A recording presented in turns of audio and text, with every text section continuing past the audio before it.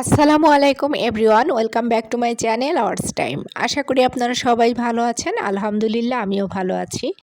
আজকে নিয়ে এসেছি খুবই সহজ, মজাদার এবং স্বাস্থ্যসম্মত একটি রেসিপি হালিম।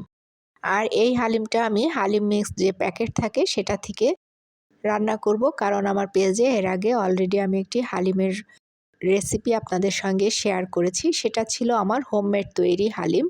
আর আজকে যেটা রান্না করছি সেটা হচ্ছে রাঁধুনি হালিম মিক্স। যেহেতু সামনে রমজান আসছে, আপনারা ইফতারিতে এই রেসিপিটা রাখতে পারেন। এটা যেমনই সুস্বাদু তেমনি স্বাস্থ্যকর এবং খুব গুণগত মানসম্পন্ন।